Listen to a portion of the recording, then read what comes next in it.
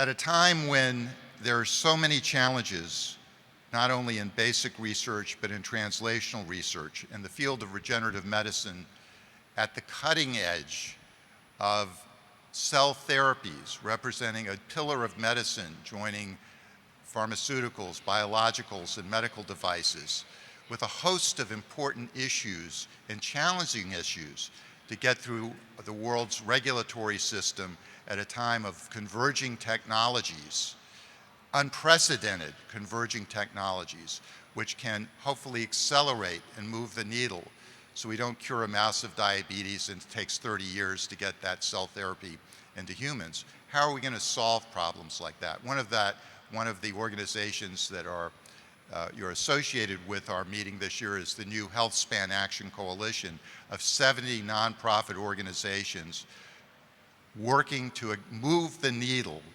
regulatory, governmental, and societal, recognizing health equity and distributive justice, to bring these technologies, including the field of regenerative medicine, to the world sooner than later.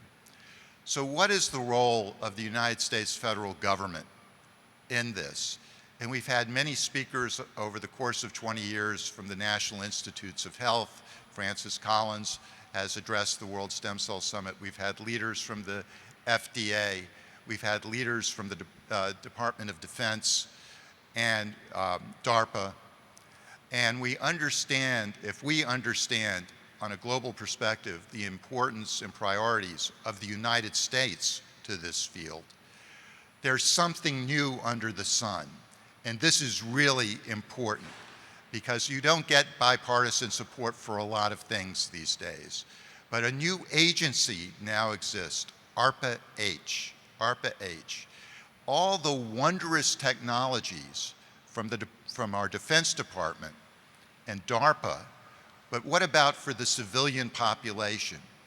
So now this agency that's going to support breakthroughs that are going to impact us as civilians and have the United States still lead the world is front and center.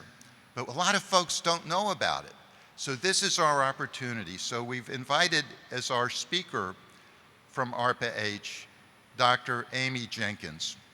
Dr. Jenkins joined ARPA-H in March 2023 from DARPA, the Defense Advanced Research Projects Agency, where she was program manager in the Biological Technologies Office. Her research interests include novel platforms for combating infectious diseases, as well as innovative manufacturing techniques capable of rapidly responding to a whole range of microbial threats. Prior to joining DARPA, Dr. Jenkins served as a senior scientist for the Gryphon Technologies and as a researcher at MedImmune. She is the right person at the right time for the job that she has, and she is the right person to describe the intersection of the activities of ARPA-H and regenerative medicine. So let's welcome Dr. Jenkins. Thank you so much. Thank you. Okay, I'm going to test. Yes, I can hear that my microphone is working. I'm also bringing some tea up on stage with me because I'm not the only person at ARPA-H that is losing their voice. We are out and talking to people very frequently. We want people to know about our organization. As you heard in the introductory comments, I've been here since March. I was actually on detail for a couple months before that from DARPA, and so I'm frankly like old hat at ARPA-H, having been here for several months, 3 months now. We're a rapidly growing organization, and at steady state, we won't be huge. We'll never be huge like some other, we're not going to be the NIH. We are going to be maybe 1,000 people total, but I'll describe a little bit more about the agency here in a few minutes. And so I'm going to talk for about 25 minutes or so, and then I'm really excited about taking some questions. I know there's a lot of questions about ARPA-H and what it is, what it isn't, how we fund. We're quite a bit different than typical funding agencies. And for those of you who are not familiar with DARPA, we are very much modeled off the DARPA business model, so happy to explain what that means. So as many of you may know or you may not know, President Biden stood up ARPA-H in March of 2022, trying to get those dates right. These years have kind of flown by. And the idea here was, again, to model an organization or an agency after DARPA and after DARPA's business models with the single goal of moving towards civilian populations and how can we move technologies and healthcare in civilian populations. So we have a single mission. Our mission slide, you got to see it earlier, but the goal of ARPA-H is to accelerate better health outcomes for everyone. That is our very simple agency goal, and we are working very hard to make that happen. I like to give this slide because it's a little bit of an overview of our timeline and what it takes to stand up a government agency. So as I mentioned, President Biden stood up the organization last March. We had an acting director for several months, and our agency director was just announced and confirmed in October of 2022. So she's been here now going on 7 or 8 months. I'm not always doing that math great, but we have, in the time that our agency director has been here, really ramped up the business processes. And so she likes to say now that we have a minimum viable agency. We have a comptroller, we have contracting officers, we have all of the things that need to make an agency run, and we're currently building out our technical teams. So myself as one of the office directors, we have 1 additional office director. We're looking for more office directors, deputy directors, and then program managers, which you're going to hear a little bit about, or a lot about, and how they're the core of our agency. But very excitingly, in March of this year, we launched several initiatives and to announce to the world that we are open for business. We are ready to start reviewing proposals. We are reviewing proposals and abstracts right now. We are going to be announcing programs, and I'll talk about one of those today. But we are open for business and ready to start being a funding agency. This is a really important slide because everybody wants to know. So what are you? How do you relate to NIH? So ARPA-H is an independent organization within Health and Human Services. Our director reports to the Health and Human Services director. She reports directly to Secretary Becerra. She does not report to the NIH director. We are administratively linked to the NIH, but we are not an institute or a center. We are our own separate agency. So administratively linked to the NIH is very important. It's important for what some might consider mundane things, which are absolutely not mundane when you're standing up a new agency, like IT and all that infrastructure. But it's also important that we have contacts to the great technical expertise within the NIH. But we are independent from them in many ways. We do not have any internal research labs. So a lot of people, I'll talk about this a little bit too, there's been a lot of interest in where are you going to be located? What is your footprint going to be? If you look at us, we're very much modeled after DARPA. As I mentioned, DARPA is one single, fairly small building in Arlington, 13-story building in Arlington, and that's it. That's our footprint. Our real footprint are the people that we fund, and so I'll talk a little bit about that later. But we are an internal, we do not have any labs, we are a funding agency only. But it's important, and I think a lot of people did not recognize this, so we do like to talk about that. We do have $2.5 billion in initial appropriations. So it's important that a funding agency have funding, and we do have that. One thing that it also will set us aside from many other organizations is that we will generally not issue grants. We will generally issue contracts, cooperative agreements, or other transactional authorities. And the reason we do this is that we want our science to be very milestone and metric driven. We're very much focused on end-stage capabilities. Basic science building is very important, but it's not our role. And so it's very important at the NSF and the NIH kind of plays these roles. And frankly, that foundational and that fundamental science that is being performed at those organizations lays the groundwork for many things that we do. So I am not dismissing that model at all, but we are our capability delivering. And so at ARPA-H, or at DARPA, we used to like to talk about the red Ferrari. What are you giving me? What's the thing I'm going to be able to handle at the end of this? Sometimes it's a little hard in the biomedical space because the thing might be a vaccine platform or a manufacturing platform, not necessarily a missile or a submarine, but we are still looking to develop capabilities and things, if you will. And one other unique authority that we have is we have the ability to directly reimburse the FDA, which means that we can work very closely with our regulatory colleagues. And I heard Dr. Marks was here yesterday, and we have ongoing conversations with him quite frequently. I seem to be chasing him at all of these meetings. So just want to talk a little bit about the organization so we can lay the groundwork for what we are. We're a unique organization. We have unique structures and unique legal authorities. And that's what makes us different, and frankly is how we're modeled after DARPA. So we are a bottoms-up organization. I do not set the agenda. The agency director does not set the agenda. The agency director doesn't come in and say, we're going to do this, we're going to do cancer, we're going to do diabetes. We don't set the agenda. We are simply here to help facilitate the great ideas that our program managers bring. So program managers are the ones that bring the great scientific ideas and advances and really drive that from their end. We have accelerated contracting mechanisms. I've talked to a couple of folks already in the audience today that have said, well, if I submit a proposal, how long is it going to be before I'm on contract? We had our open broad agency announcement that I'll talk about a little bit in a little bit. But we note in our FAQs for that, which is on our website, that from the time you submit a full proposal till the time the proposal is on contract and the contract is awarding, we're aiming for 90 days. We might do it faster than that. It might be a little slower, frankly, because of the fact that we're just bandwidth limited right now, being a new organization, but we move very quickly from a contracts mechanism, and we have the legal authority to be able to do that.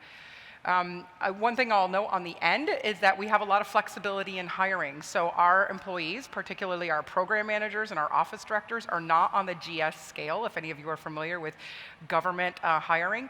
They are full-fledged government employees. I sign documents and sign away saying that I've read this and can, for punishment and go to jail, just like any other government employee. But we do have authorities that allow us to pay competitive salaries that are a bit more competitive with what industry would be offering. So we have the authority to allow for payment salaries up to the president's salary. What is our ecosystem? I think that this maybe won't come as a shock to most people, but we do like to put it up here. We have many stakeholders across the government, so we work with all organizations, our federal partners, the FDA, the Center for Medicaid Services. We work with the NIH very closely. We work with the Department of Defense and many other government stakeholders. We work with non-governmental organizations, NGOs, such as the Bill and Melinda Gates Foundation. We fund, so we call the people that we fund, we don't call them grantees because we don't give out grants. We don't call them contractors because a lot of the people that work with us are contractors. We call them performers, which has a connotation that people are doing plays for us or something, but that's not the case. They're actually building capabilities. And our performers would typically come from academia or industry. And we've gotten this question many times. Do you fund small companies? Do you fund large companies? Do you fund small labs? Do you fund large labs? The answer is yes to all of the above.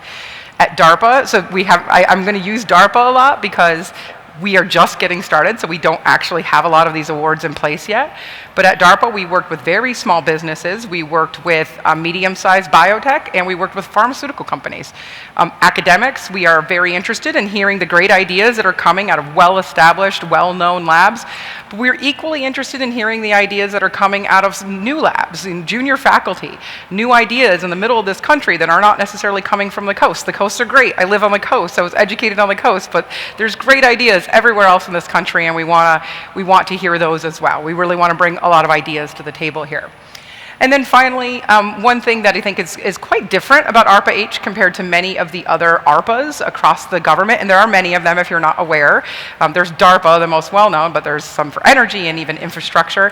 ARPA-H has the largest customer base of any ARPA in that we are here to serve the entire American population. We are very much focused domestically at this time because we have to be, because we're small. We're just getting started, but we do envision having an international footprint as well.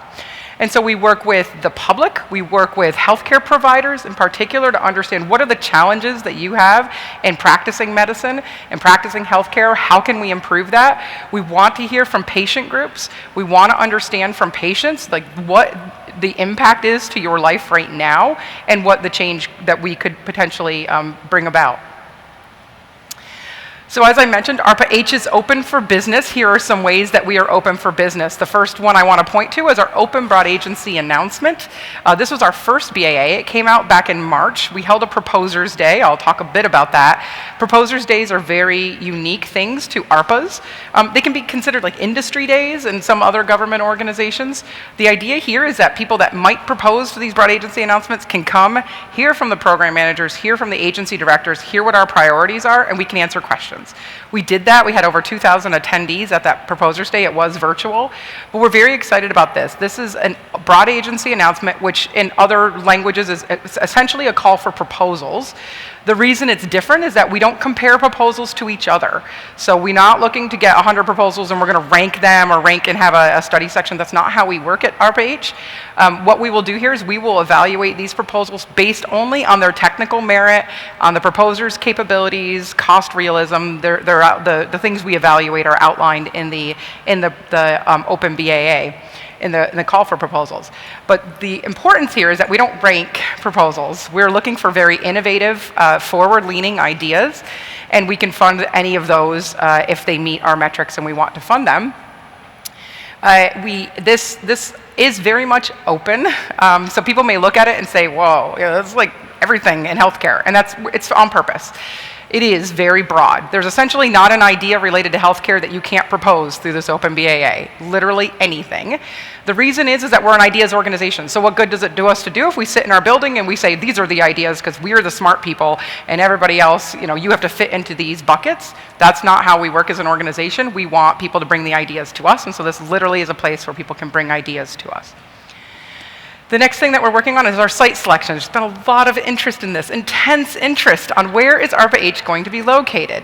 So Congress mandated that we will be located at 3 locations across the US. We have announced one of those. We are calling that our stakeholder hub, and that is going to be in DC. It should be nobody's shock that we will have a physical location in the DC area so that we can interact with folks like the FDA, CMS, that we can interact, frankly, with Congress and the White House and the NIH. So it's really important that we do have a physical location in the DC area, and we will have that. One place we won't be is on the NIH campus. That has been mandated. We are not allowed to be on the NIH campus, so that's one place I'll tell you we are not going to be. But we're working on that. Now, there's 2 other sites, and I'll talk a little bit about this later, but what we're envisioning is a hub and spoke model, and we're currently in solicitation for these sites right now. So I can't talk about it, and frankly, I don't even know. I don't know what they are. Even though I've signed the NDA, they're like, oh, we're not even going to tell you who's in the running so that you can't accidentally tell somebody. But we are currently evaluating proposals from groups to host our other sites across the country. And then finally, program managers. We are hiring our program managers. Our program managers are the people that bring the ideas. They bring the big scientific ideas and advances. You can think of them as CEOs of their own portfolio. These are very large portfolio, hundreds of millions of dollars each program manager will manage. This is not just kind of middle management. This is daily interaction with the teams. It's their scientific and technical goals that they want to reach, the capabilities that they want to see developed. This is a very exciting job. I would say the most exciting job at an ARPA. People may say, well, then why'd you quit being a program manager at DARPA? Or why'd you come here and not come as a program manager? It's time to let other people's ideas bubble up, and I'm really excited to be able to help facilitate that for these folks. And I'm going to talk a little bit about the program manager role, but we are hiring program managers. We're looking to hire about 2 people per month. Right now we have 5 program managers, and we have 5 people that we have offers out to. So we're about 10 people strong right now, looking to have 20 by the end of this calendar year. So we're growing very quickly. Our program managers, again, I'm going to talk about this later, but program managers, we're looking for all of the above, young, mid-career, senior. We want a diversity of backgrounds here to help us fill out our organization. So what are some of the attributes of this organization? I've talked a little bit about it, but I think that it's important to really understand what makes ARPA-H different. And so the nucleus of the organization are those program managers. Like I said, the agency director, the office directors are not setting the scientific goals of our organization. We will work towards the strategic goals of the organization, but we are not going out and saying we need a program manager that's going to invest in this very specific area of Alzheimer's research. We want them to bring the ideas to us. We want respected leaders in the field to do that. We are looking for radical change. This is probably the thing that sets us apart the most. It makes us very similar to DARPA, and that what we are not looking for are evolutionary proposals. If this is going to just explain or answer one question, one scientific question, that's not appropriate for ARPA-H. We do not invest in basic science. Like I said, other organizations do, and they're very important.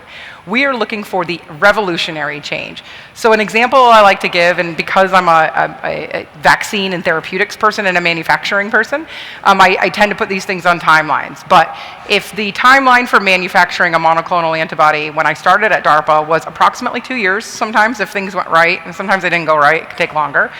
We invested in technology at DARPA that would allow you to manufacture that in under 30 days. So we want that revolutionary change. Thank you. We want that revolutionary change. We're looking for the 1,000-fold change in the goals that we're currently achieving. And what we are also aiming to do is to think about what the future looks like in 20, 30 years, and maybe we can achieve that in the next 5 years, if we try. We might not. And many of the things we do at our organization will fail. And frankly, if they're not failing, we're not being risky enough. But we're not going to succeed if we don't try. And so that's another thing, that we are not risk averse. We actually want risk, we embrace it, and we anticipate that efforts will fail, and they do fail sometimes, but that's okay. Our program managers, our programs are PM directed. Again, I can't say this enough. The program managers really drive the direction of what they want to fund.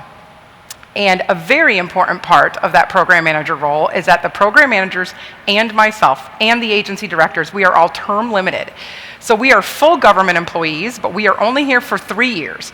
We have 3 years, and then we can be renewed for up to another 3 years, so a total of 6 years to do what we want to do. So as our agency director does, she's done the math. I don't know that I've done the math, but I remember it. But it's something like every day that goes by or every week that goes by in a program manager's career or at ARPA-H is 1% of their time at ARPA-H.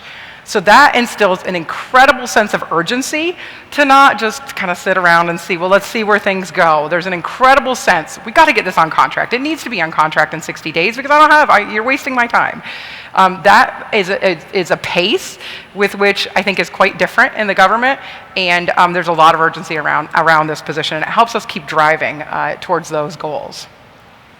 The other point I'll make here is that we're an ideas agency and we want the revolutionary ideas. And if it's the same people over and over and over, I myself, that's why I'm no longer a program manager. I was like, I'm out of ideas. I don't know. If I can keep thinking of things, we want new ideas to come in. We want fresh ideas. And so this organization, every 6 years, will look entirely different. Management, program managers. We do have the business people in place, so our comptroller and our contracting officers and many of those folks, they don't change. So there are people that stay there that know how to get things done, but the ideas and the scientific direction of the agency will change every 3 to 6 years. The program managers, as I mentioned, come in for 3 to 6 years, but they develop programs. As they come in, they have a great vision for a potential solution in this space. They put out program announcements. Those programs are anywhere. On here it says 2 to 4 years. I'm going to get them to revise this slide. I think it's probably more like 2 to 5 years. 2 to 5 year long programs. And they will run several of these in their time at ARPA-H. So typically program managers will start a program every 1 to 1.5 years. My time at DARPA got interrupted by COVID-19, but I started 3 programs in my 4 years at DARPA. So that is the standard wheel. So we're asking people to come to us with your great ideas, but in the back of your mind, have idea number 2 and number 3 ready to go. Now, we also are very much interested in coming out and meeting the community. So folks that maybe have labs or hospitals or organizations across this country that want us to come see them, say, hey, I have this particular problem in this rural area of the country that you may not even recognize. We want to come see that. We want to have what we call immersive experiences for our program managers because we don't want them to sit in that glass building somewhere across the country in an undisclosed location trying to come up with the solutions. We want them to go out and see what the problems are, and that gets the juices flowing. And they say, okay, well, I actually went and I saw this major problem. Maybe we could do this. Maybe we could start thinking about other approaches. That is very much part of our model, and so while we want people to come in with some ideas, they oftentimes end up starting programs in spaces that they didn't anticipate because they went out and saw some of the problems. What are some of these characteristics of these program managers? We want uncommon people that think like a CEO. This can be intimidating for some. I assure you it is not it is not as intimidating as it sounds. We're not a building full of Einsteins. We're a building full of people that are collaborative. There's a team of people helping program managers run these efforts, a team of typically between 6 and 8 PhD scientists that will help the program managers. Program managers talk to each other. They get ideas from each other. So it's not just everybody's so brilliant and it's all Einsteins. We're very collaborative. But we want people that have serious drive, that say, there's this problem, and I really think we could solve this problem if we only took this chance. Curiosity is really important. We want, and one thing I always say to people that are considering the program manager position is that if you are afraid to go sit in a room like this and say something that people will laugh at, then this isn't the position for you. But if you're willing to say something that makes some folks in the scientific realm say, come on, that's not possible, that's okay. That's exactly where you should be. Frankly, if people aren't snickering a little bit or huffing and turning their heads saying, there's no way we can do that, we're probably not in the right realm. But I've seen it before, and I saw it at my time at DARPA. We make these grand statements, and we say, we're going to change the manufacturing paradigm, down to 30 days, and you can do this. And they said, no, you can't. I'm going to dismiss it. And I said, well, go off and think about it. Think about what you would need. Do you need electrical engineers? Do you need mechanical engineers? Do you need to fundamentally change the bioreactor? We have tens, if not hundreds of millions of dollars. Think about what you need to do it. And they said, oh, okay, I'll go back and think about it.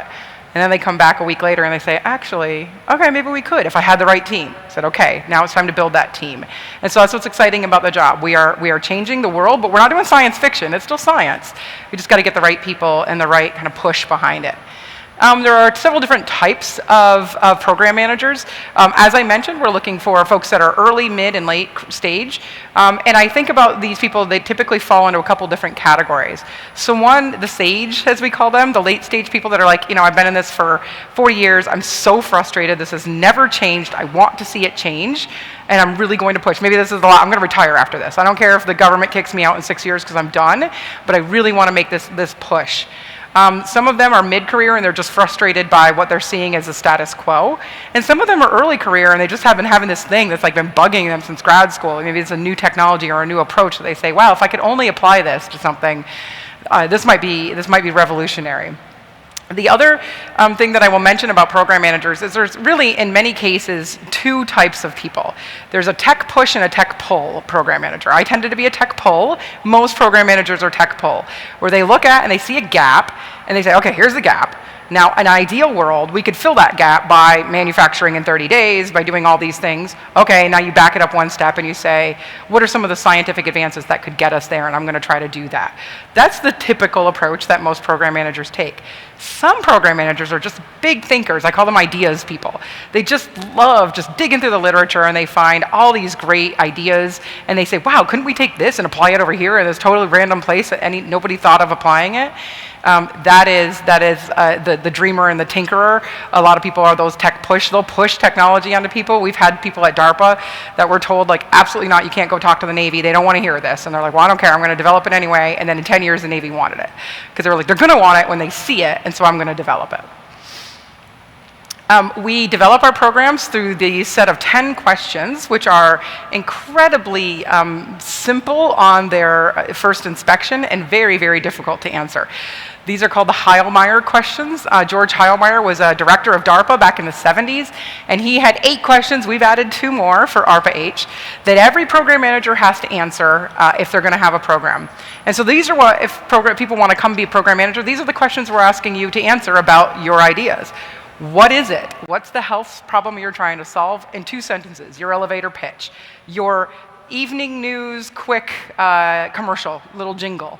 What problem are you trying to solve?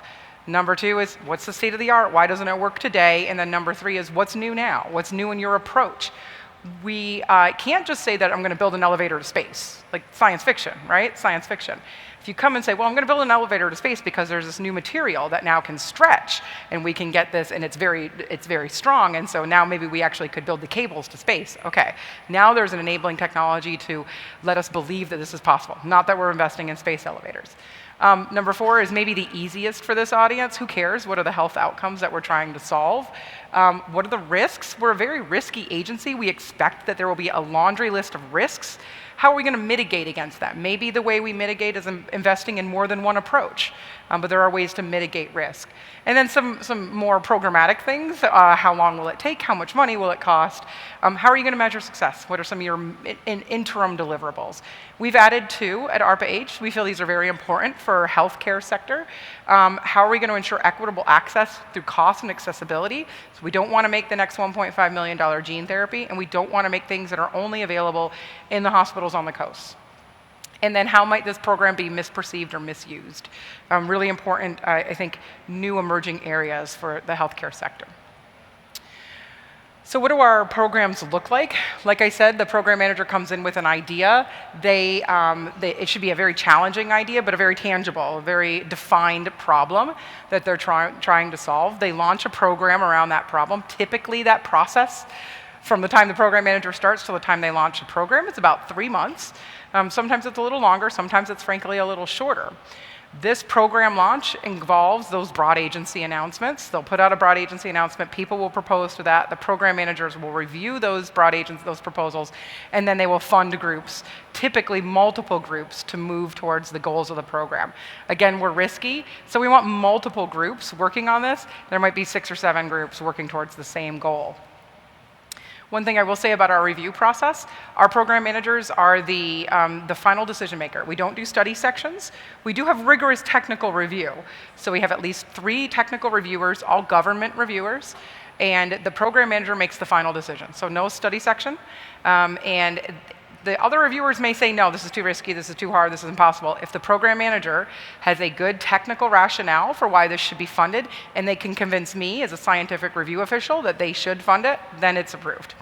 And so it's a very low, I won't say low bar, but I will say it's a different model, and it's very open to risk. As the teams are performing, so like these might be 2 to 5 year efforts. We have groups that are working. Sometimes the efforts can be ended, and they will be ended. Sometimes they can be ended because the contractor, the performer, just isn't performing. They're just not doing the science. That's rare, very rare. I've never seen that in my time at DARPA. Oftentimes, what happens more likely is that the science just isn't working, and we expect that the science is not going to work all the time. That is okay. We don't just cut teams off. I know from academic labs are very concerned about this. Like, well, you can't just cut off my funding one day and like a month later I don't have any more money from you. We don't just do that. So typically there will be reworks of the statement of work, and we'll say, okay, well, let's try another approach. Okay, we wanted to make this device. That first approach wasn't working. Let's try a different approach. We will try several times. If we try several times and it's not working, we will stop the effort. For academic labs, we will also have an off-ramp, so that won't be just an end of funding. We typically provide about 2 additional semesters of funding for graduate students and postdocs. And we're working on putting that exact policy in place, but that was the policy at DARPA. And then when groups are successful, they may have actually delivered and developed the capability. One thing that's very important to us is that our teams graduate, that they transition. And so good ideas that work, and when we're successful, we don't want them to just die with ARPA-H funding. ARPA-H funding will end. We don't fund in perpetuity, typically 2 to 5 years, and then it's over. But we want our groups to graduate. And so we actually have an entire office dedicated to this. It's got a cute little name, the Project Accelerator Transition Innovation Office, or PATIO. We actually have a patio in our building in DC, so we joke that they should just be hanging out there. But this team is actually here to make sure that the groups that we fund have a couple different things. The first is if it's appropriate for commercialization, then we should commercialize it. Maybe it's a licensing agreement. Maybe it's follow-on funding from another government organization. But this team is involved with the groups that we fund from day one, helping with business strategy, helping with ensuring that these go off and, as we call it, live in the wild. We don't want our technologies to just fade at the end of ARPA-H funding. So we have a whole team of people in a very large office of people that are dedicated to ensuring that doesn't happen. I think the other thing that's unique about ARPA-H that I did not deal with at DARPA, I dealt with it a little bit because I was in the biological technologies office, but many folks at DARPA did not deal with this. When you're making a missile, you know who your customer is. You know who's going to take this. You know who's going to pay for it in the future. When you're making a vaccine or a cell therapy, you don't necessarily know who your customer is, and you also, you may know who the end user is, but you don't necessarily know who's going to take this and have this survive. It's not going to be the Air Force. So the idea here is that, how can we build in companies? How can we bring in companies, ensure that this has a commercial future? We have 4 focus areas across our organization. These align into our 4 mission offices. These are our technical offices at ARPA-H. We have office directors for the first one and the last one. So I am the office director for the Health Science Futures office. In this office, we are aiming, and so everybody said, where's the cancer office? Where's the infectious disease office? Where's the Alzheimer's office? We are not disease specific in our offices. Rather, we are focused on the types of technologies that we may invest in those offices. We would anticipate that program managers will be housed in an office. They will have a supervisor, that is that office director, but they can pitch programs across any of these offices, because as you're going to hear when I describe these, a lot of technologies you could say, well, it might be proactive health, but it might be health science futures. We absolutely anticipate that there will be cross-office efforts and efforts that could be pitched in many different offices. So that's okay. We have a method for working with that. So health science futures, here we're expanding what's technically possible. We're looking to invent the future. What are the scientific and technological advances that need to be made to change healthcare? Maybe they're scientific, maybe they're technological, maybe they're tools, maybe they're platforms. That's what we're aiming to do in this office. They may occur at many different levels. They may be new molecular mechanisms of delivery. They may be new imaging modalities. They may be new surgical tools or modalities. So across many different scales in this office.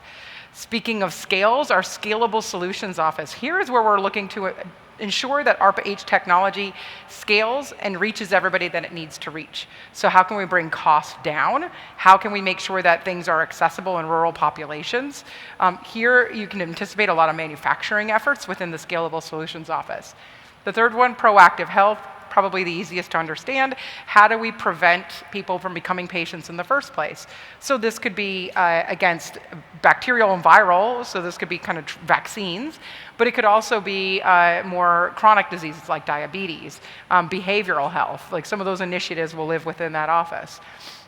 And then finally, resilient systems. So this is how we're going to build integrated health systems. I have the hardest time talking about this because there is an office director here and she talks about it brilliantly.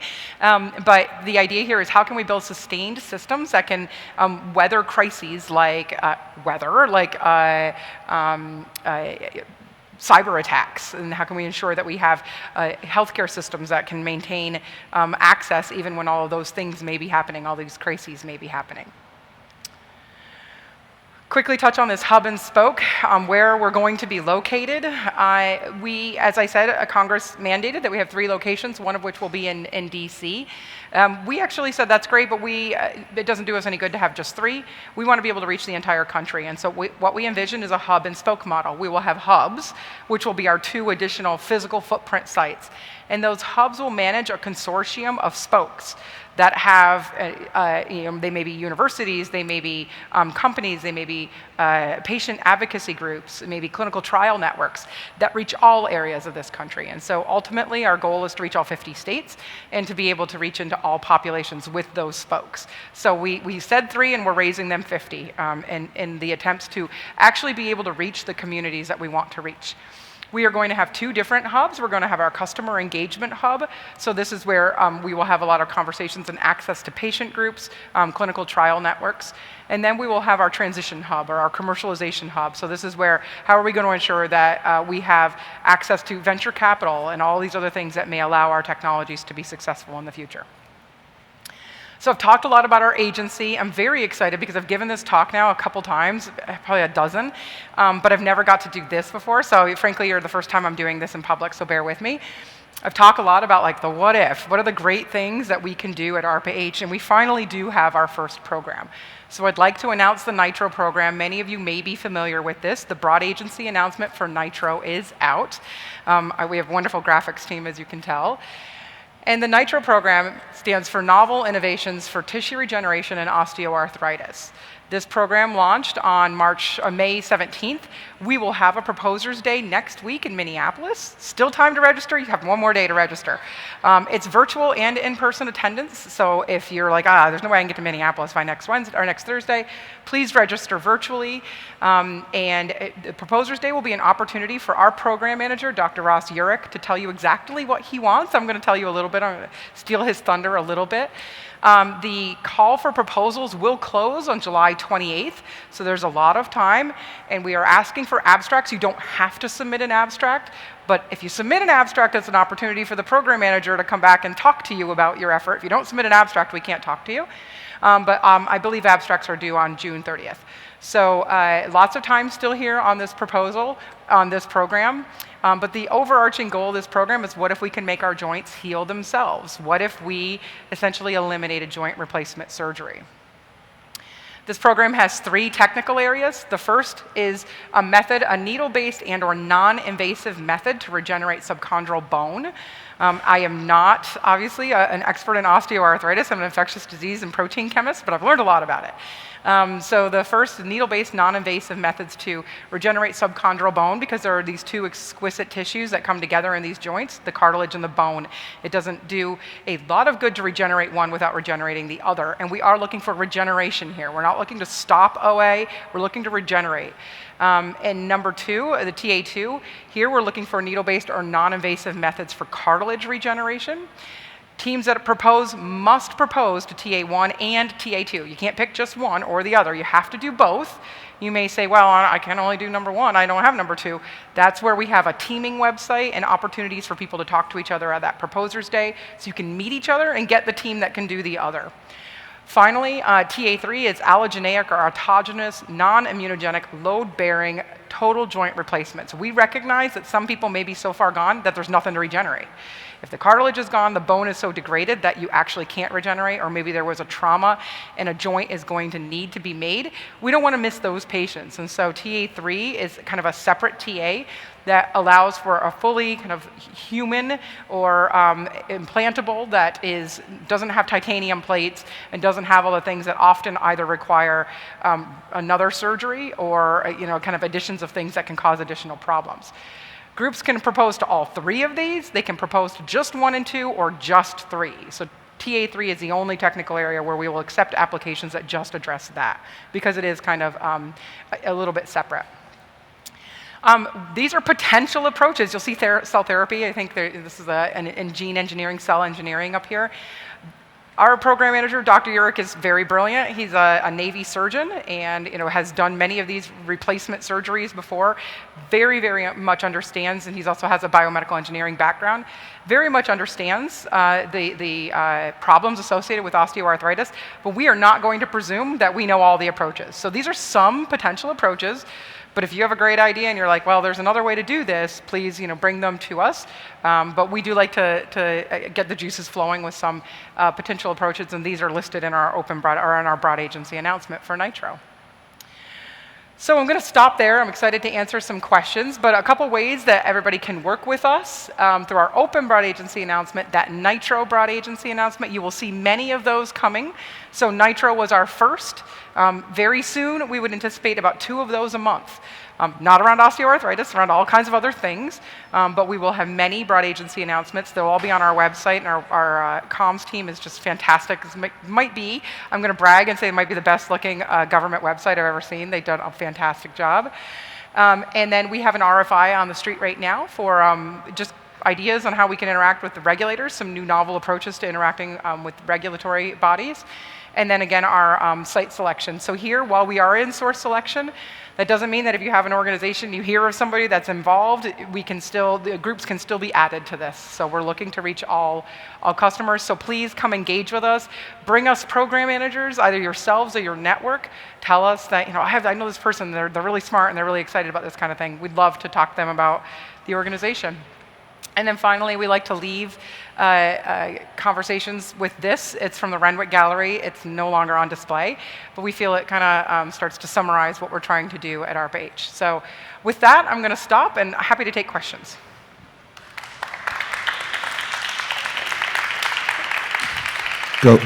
Actually, we're going to pass around the microphone, okay, if you want to take the microphone. Wow, that was the most exciting presentation I've seen in a long time. The aspect of risk associated with this is very, very exciting. Congratulations on that. That's really great. So if I'm hearing this correctly, the performers will get a contract. It's not a grant. So can you explain to me a little bit about how the IP will work? Will you be the owners of the IP and we may have to license it, or could you just explain that a little bit for me? Yeah, so we are still working through it. So you were correct in that some of our agreements will be contracts. Some of them will be assistance agreements. So very similar to a grant, a cooperative agreement, or an other transactional authority. Some of you may be familiar with that. So not everything we do will be exact FAR-based contracts. We do have other assistance agreements. We just typically won't do grants. The IP question is a great question. We are working through so much of that right now at this point. We will set an agency policy with our general counsel. We do not have that agency policy set right now. So what we're doing is we are negotiating that during contract negotiations. So part of that is being negotiated with teams. We will very likely have government purpose rights. Many of you may be familiar with that, but that's the idea that if a company develops something with our money and then they walk away and they put it on a shelf and they say, no, we're not interested, we can take it and then use it just for government purpose rights. And so that's very important to us. We would likely have government purpose rights on most things, but specific IP negotiations are happening on a case-by-case basis right now until we get our agency policy in place with our general counsel.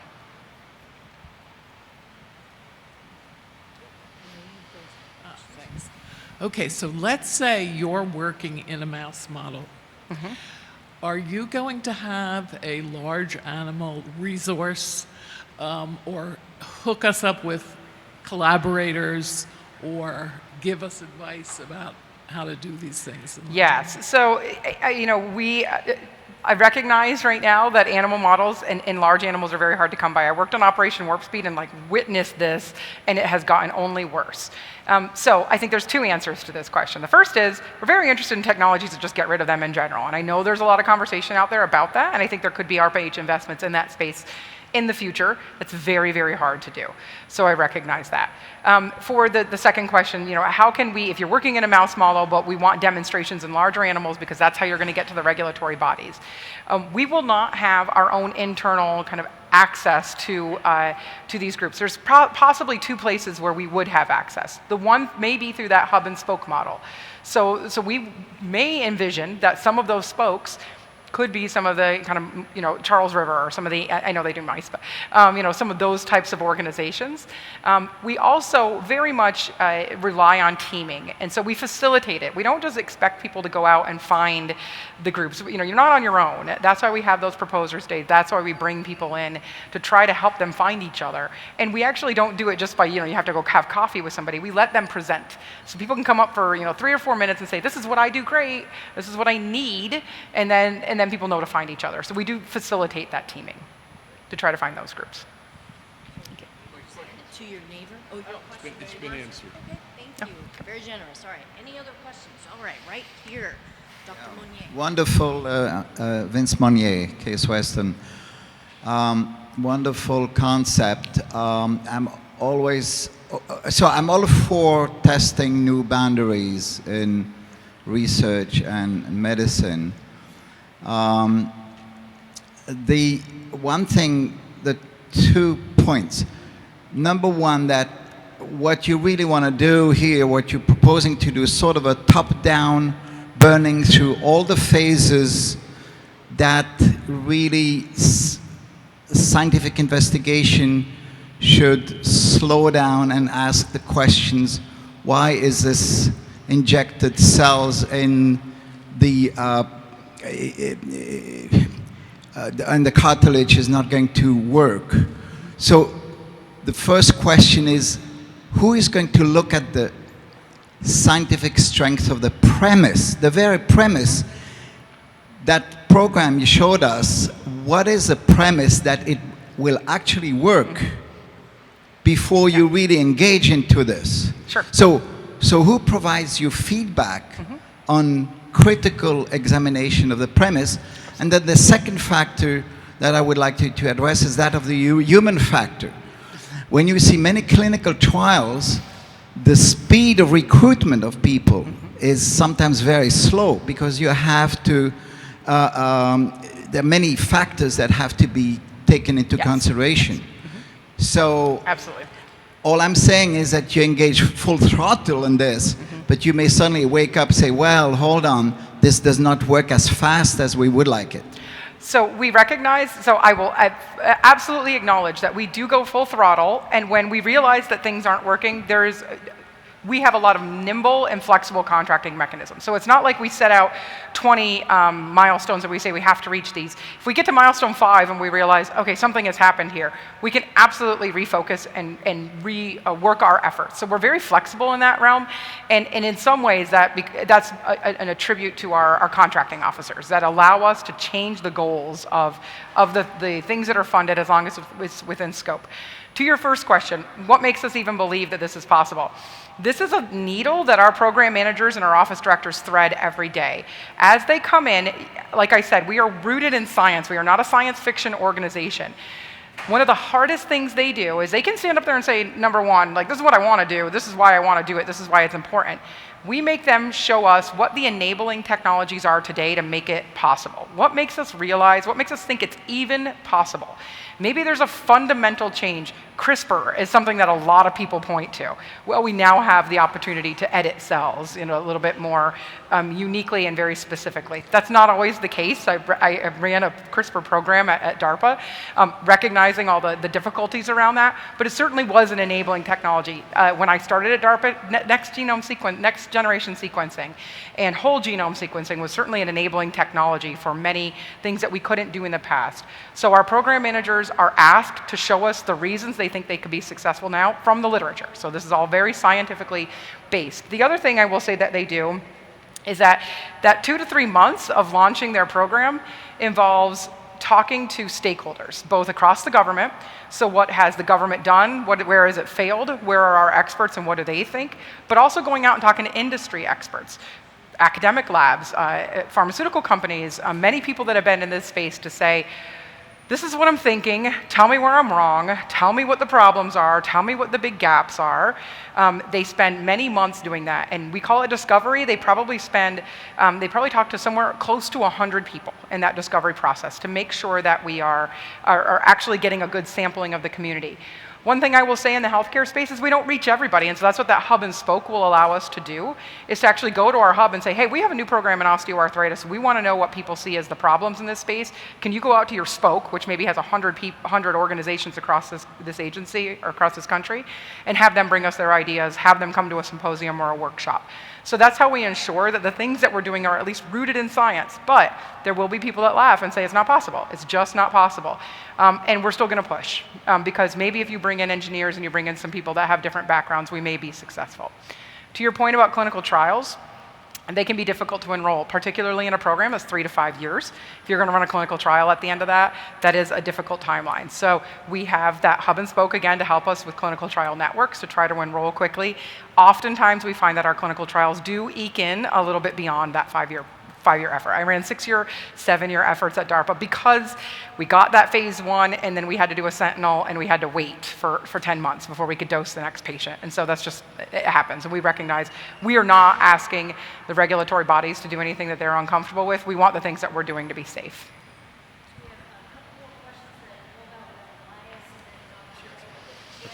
Okay. Last question.